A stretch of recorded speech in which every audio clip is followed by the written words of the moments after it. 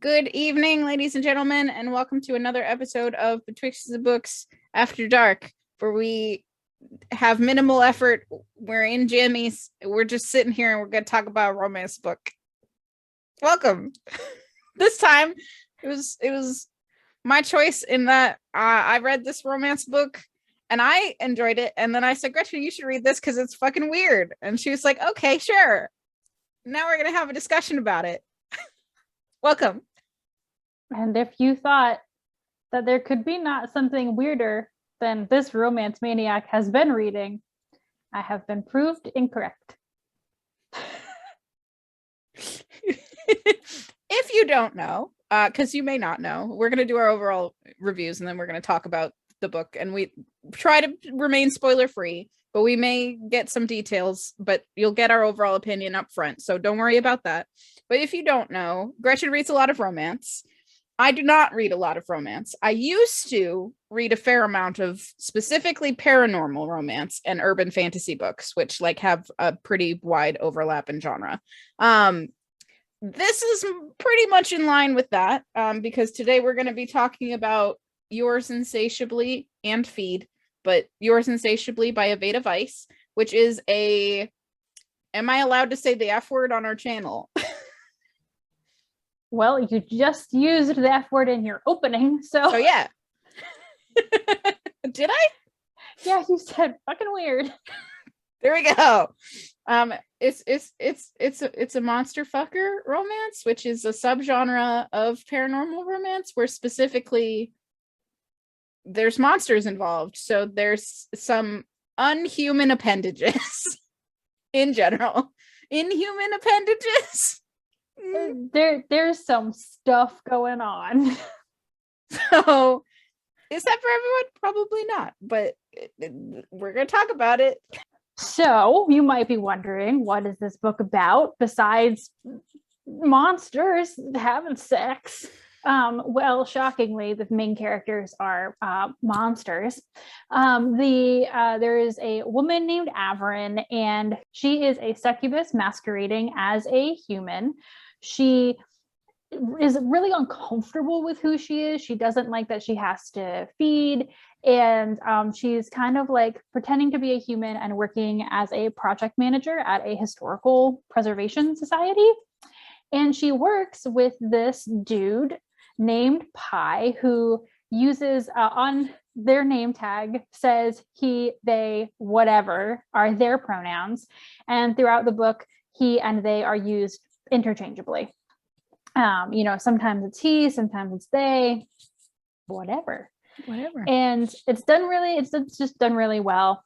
And Pi is a restoration artist. So Pi is a death's head hawk moth fairy, which literally sounds like I strung like 5 really random words together, but is like a thing. He has wings, he has a little bit of fur. It's like a whole thing.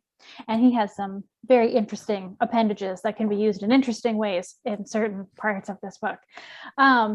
And so he works with Averin at the Historical Preservation Society. He's a preservation artist, and they don't get along with Averin / it's like a total enemies to lovers thing. So, they don't like each other, but they're attracted to each other. And this all comes to a head in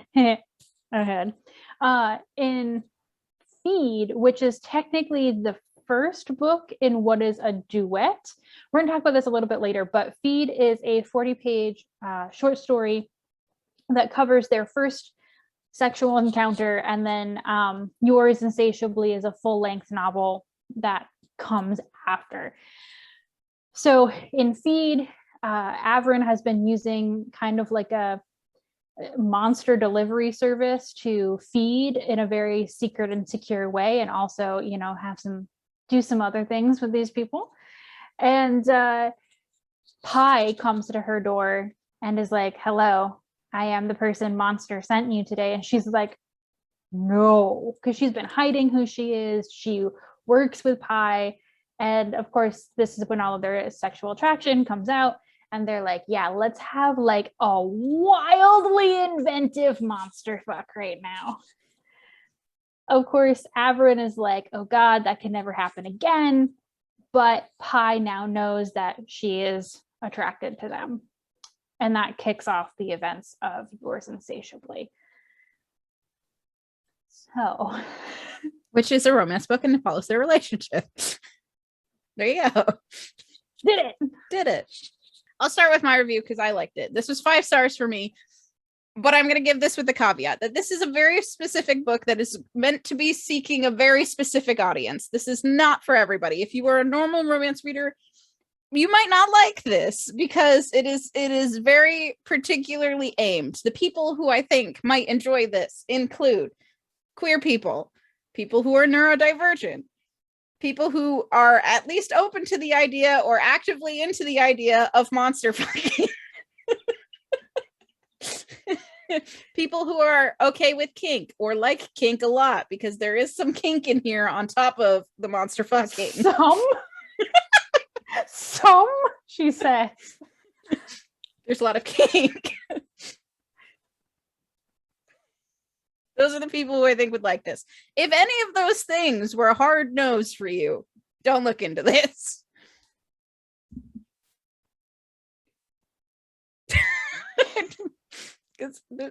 Good review. I really enjoyed this. I loved the themes of this. It was very sweet for me. The romance was super sweet.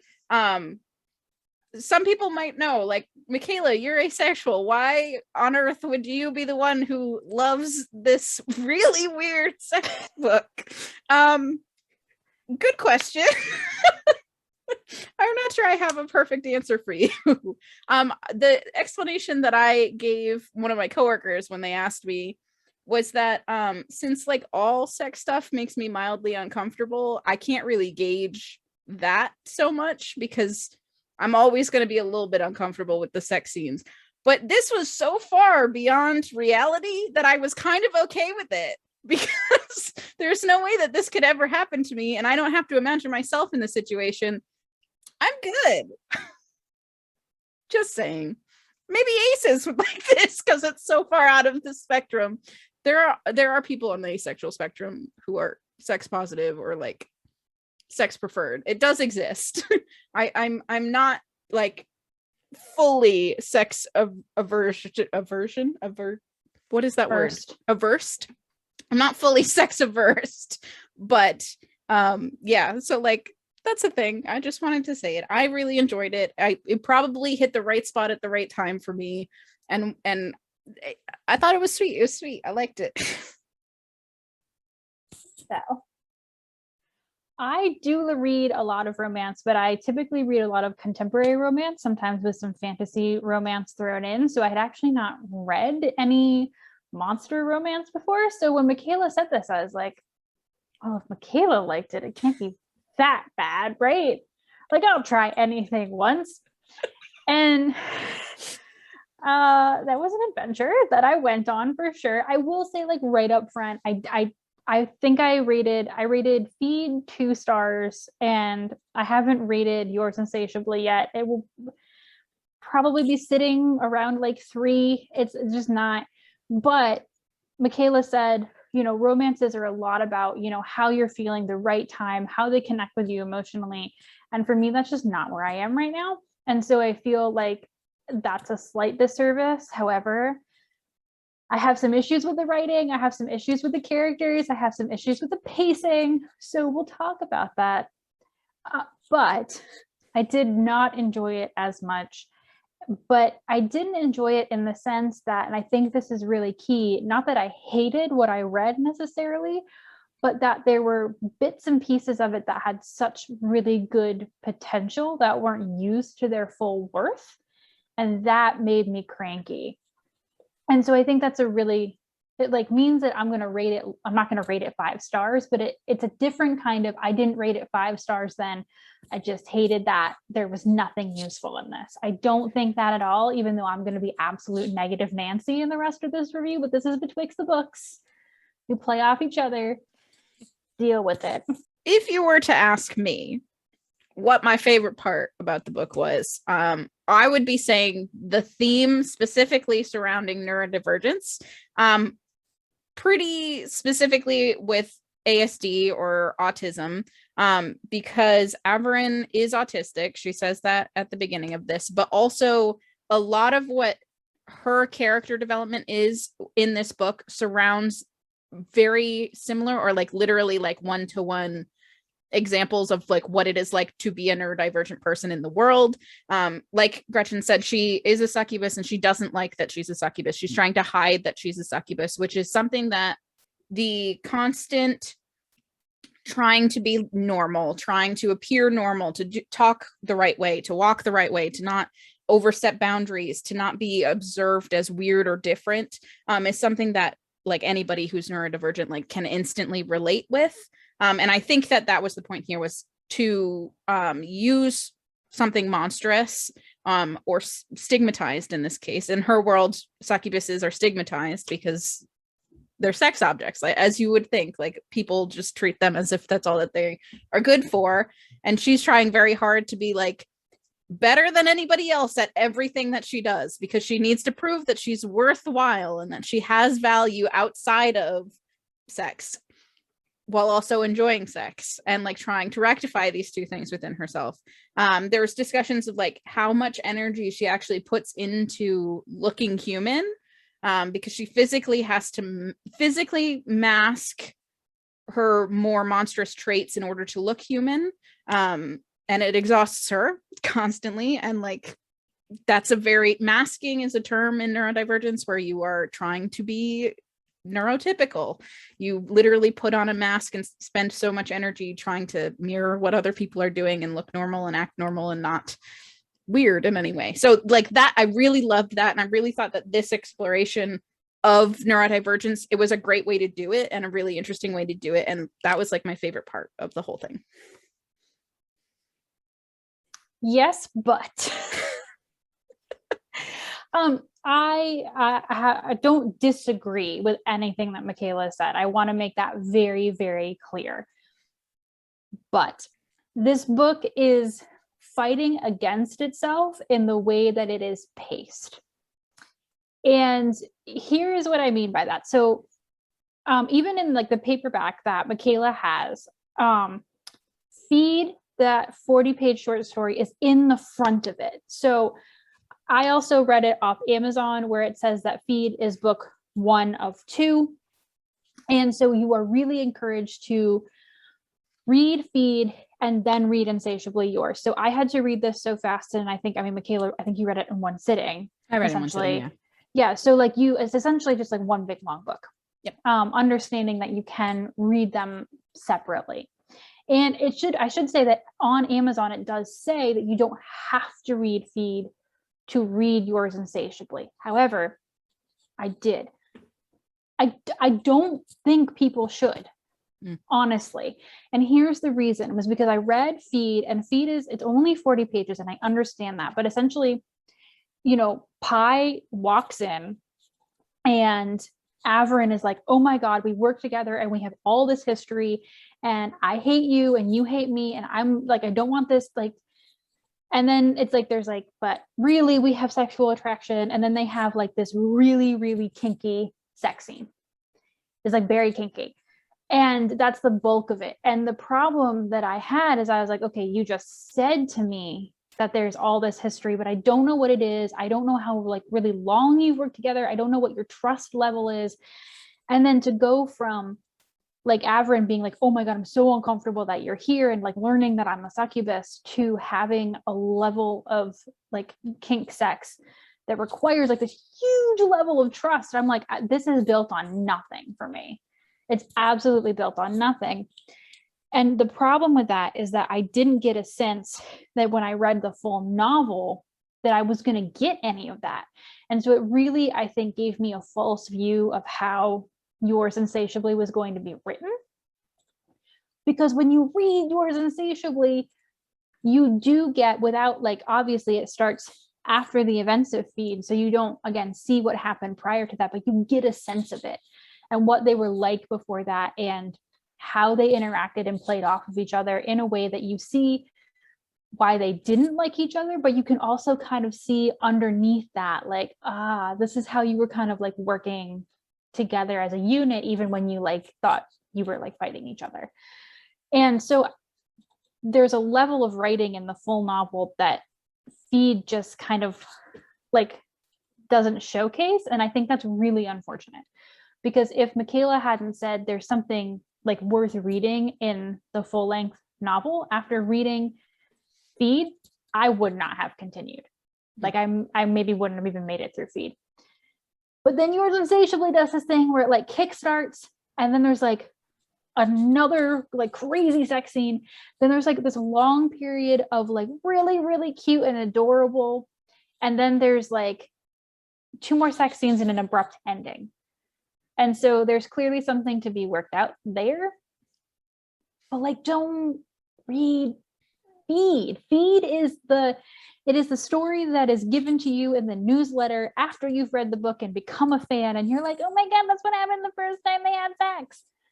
It's not introductory, not well anyway. And those are my feelings. I didn't have that feeling with Feed because I also read Feed first. I read Feed and then had an arc of Yours Insatiably, and obviously I liked it enough to get the paperback. But I enjoyed Feed. I understand Gretchen's issues where like you are definitely told about their background, but I went into Feed going, this is 40 pages, so I'm not expecting any of that. And I also like, yes, it's only 40 pages. Like, how much character background can you get with only 40 pages? I expect the world. I don't think you expect the world. If you are a person who like wants that, I would say read Yours Insatiably first and then read Feed, because it, again, you don't need to read Feed to read Yours Insatiably, and Feed might feel better to you having read Yours Insatiably and already like kind of liking the characters and understanding more about like their personalities and where they're coming from as people, because it is essentially one giant sex scene. and there is a thing of like, okay, so this is a kink scene.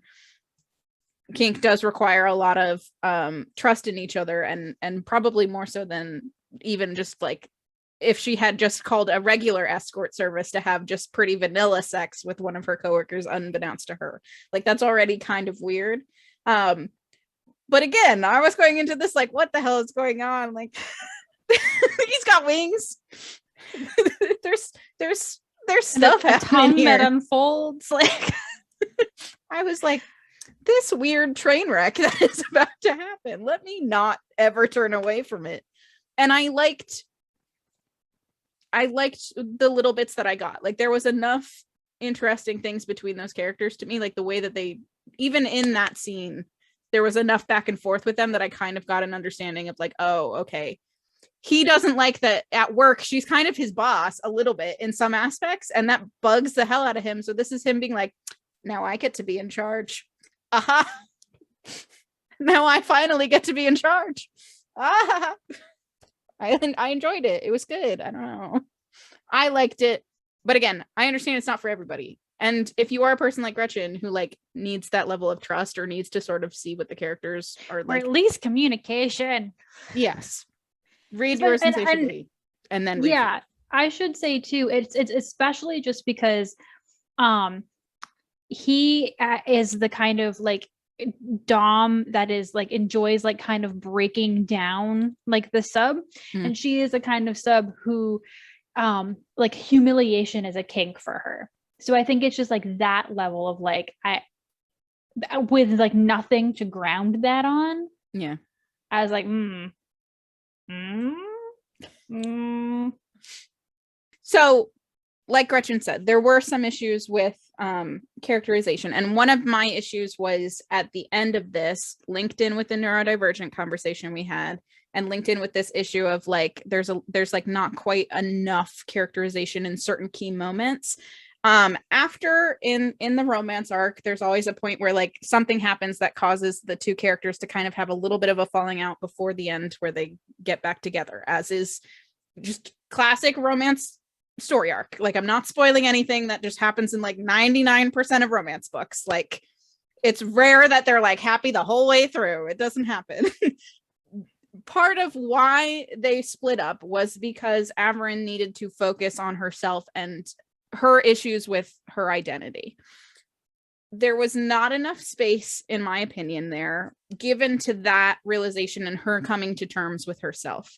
That was very much for me a tell and not show moment, which is what Gretchen had been talking about at the beginning part 2, that there was like a lot of telling that this is sort of what's happening between them, but not enough space to see it. I wanted more time in Avrin's head, or with Avrin, where she was more accepting of herself. There's like a time skip almost, where like they aren't interacting with each other, and then they come back together and like reconcile, and she's like, I've come to terms with this. And I'm like, I wanted to see you come to terms with this. Like, what are you going to do? I wanted to see more of her coming out into her own, and like deciding to be herself at work, and deciding to come into work with her eyes showing. Like, I wanted that scene, and we didn't get that scene. So like I can even agree, like, again, there were issues with it, and like this did bother me a little bit. It wasn't enough to ruin my enjoyment of the rest of it, but like I can see what Gretchen is coming from, and like definitely can understand why some people would not rate this 5 stars because of things like this. Like, there are some like little writing tweaks that aren't as good as they could be. They could have been great. It's kind of like here. I mean, I'm also just like extra twitchy because it was like written in 3rd person present, which is a tense that I hate. And that was the first thing I said to Michaela. And she was like, tense bothers you, you weirdo. I don't like that. I didn't like that in the middle of scenes, and in particularly in the middle of sex scenes, there would be a chapter break and the POV wouldn't switch. Like, just like, this is not a dramatic moment. Just keep banging. Like, why is this happening? Don't do that if you're not going to switch the POV. And like, there was this weird repetition of words in weird places. Like, in one of the sex scenes, the word that is repeated like a ton more than other words is the word sloppy. And I was like, I just have feelings. And I mean, these are like really, really twitchy things, but like all together with the fact that there are some things in here that are just like not my kink. And I had never read a monster romance before. I was just like, I'm so far out into the depths here that these little things that I could maybe get past in other ways, I just can't. Like, they're all just. And also, like, I read most of this today for this review. Like, so, but again, with all of that, I will say in particular, like, that pie is an absolute precious cinnamon bun, adorbs. And I did love Avrin's arc. So again, I agree with everything Michaela says. I just was like being really, really witchy over in my corner. And with that being said, like, because I read so much romance, like especially Avrin not getting that space to have her own realization on her own, because so many romance novels are like, the issues are fixed because of the romance. And I'm not saying that that is what happens here. And I think this book goes out of its way to say that's not what's happening here, but because again, it's that show don't tell thing, because I'm told that's what's happening instead of being shown it. It just like fires off my like background warning bell of like, I wanted you to be better. Yeah. And that's again key. I said this at the beginning. There was so much in this that was good, and I wanted more, and I wanted it better. And that's a good thing to say for an author moving forward, because it can only be improved upon. Yeah. It is worth saying that this is her first full-length novel. She has a couple other like short story type things like Feed, and Feed did come out like before Yours Insatiably did. So like there's like some Kindle Unlimited like short stories that you can read if you do like their writing and like want to read more of it. It is all indie pubbed because it is such a niche thing. Like, I'm not sure that you could take this book to a traditional publisher and be like, please publish this, because I'm not sure how many people are going to be like, yeah, I like queer kink monster fucking. Like, there's like too many niche things like all mushed into one, but it was great for me. Like, good marketing. Did it, nailed it. The last thing that we wanted to touch on just as a duo was the ending, because the ending was a little bit weird. It wasn't the strongest ending I have ever read. It was sweet and funny. Like, I did appreciate the way that it ended. It did feel a little bit rushed to me. Like, it was like kind of mushed together and rushed and a little telly and not showy. But like your eye. I'm trying to make my box entertaining here.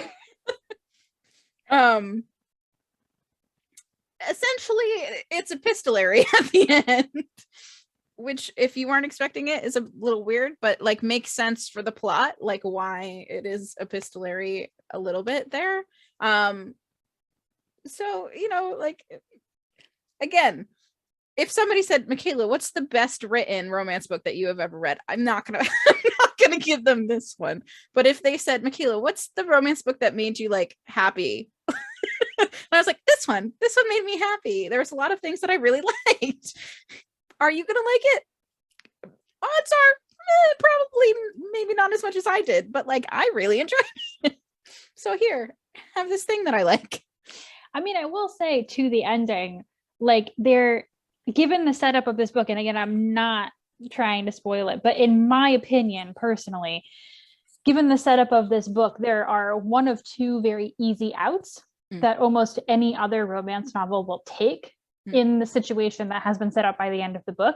And this book did not take either of them, which I really respect and enjoy, because it was like, yes, thank you for understanding that one of these other two things are just, to me, honestly, lazy.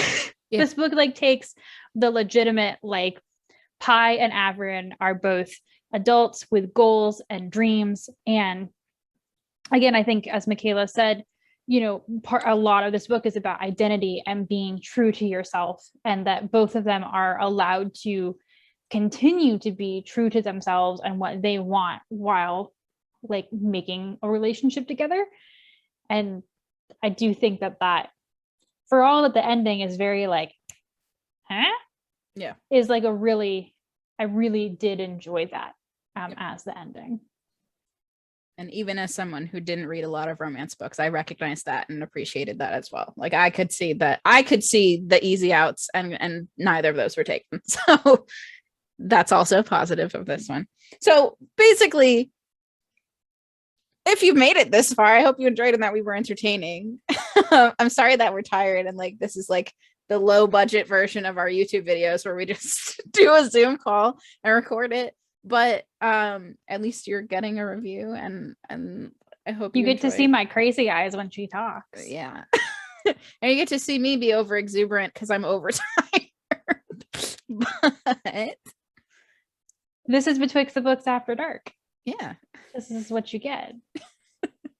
So thank you for this really, really bizarre review. And I think very long, but I am excited that Michaela is reading more romance. And if you didn't see, a while ago, I did an ARC review of Neon Gods by Katie Roberts, which is a kink Hades and Persephone retelling. And I am super pumped that Michaela has not only read that one now, but also we have gotten an ARC of Electric Idol, which is the second book in that series. And Michaela has literally already read it twice. I have not read it once, but you can look forward to me dragging Michaela down this romance rabbit hole with me. This is a romance channel now, except for when I review books on dead white men. So welcome to Betwixt the Books. This is a romance channel now. Only romance. Romance and presidents. Like, what else do you possibly need? But anyway, you can look forward to that and any other content that we do. Like Michaela said, we are going to be doing some YA. And I mean, this is Betwixt the Books. You don't come here for consistency. You come here for the randomness of it all. So thank you so much. Leave a comment down below if you have a recommendation for us to read, maybe another monster romance you think Michaela should force me into. Drop it down there, and we'll see you guys next time. Bye.